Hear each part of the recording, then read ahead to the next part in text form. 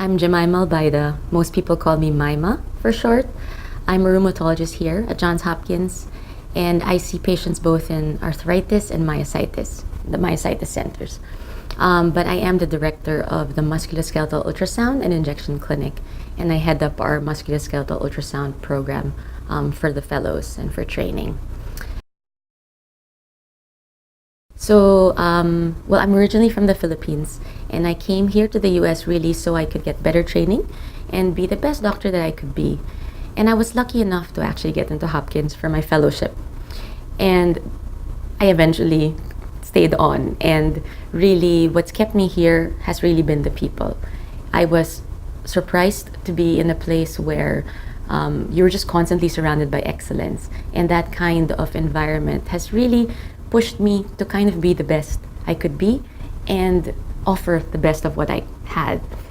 And I think it's those opportunities that the institution also affords to really push you and support you in whichever way you felt you needed to go for the common goal of helping the patient. And so all of those things really, it's a great place to be in and to work. And so I think for all those reasons, I'm actually really thankful I'm here. Why rheumatology? So I've always liked internal medicine. I like the entire breadth of it.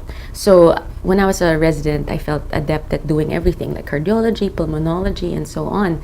But there were always those cases that were quite interesting and were very fascinating that no one could understand what was going on. More often than not, those cases turned out to be rheumatologic in nature. And so that's what really initially piqued my interest. I liked figuring out what was unknown in a way.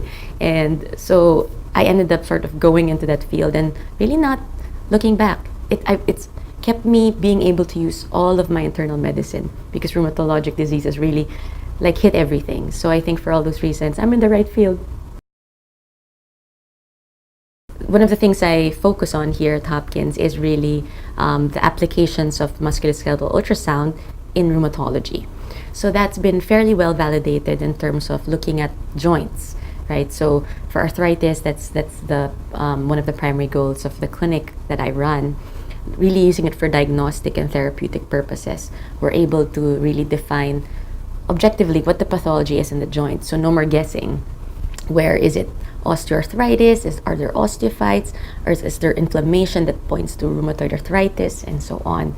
So that's something that I'm really doing more on a clinical basis.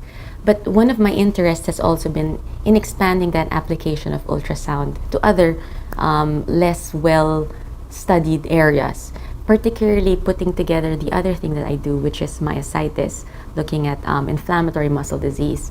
So we're trying to see how we can apply the ultrasound into evaluating muscle. It's very well suited for that, actually. Current modality of choice for evaluating muscle has been like MRI, but that's quite expensive. There's going to be contraindications. You can't image as many joints or muscles as you want. And what we're trying to do is just set up a protocol where we can evaluate the muscle.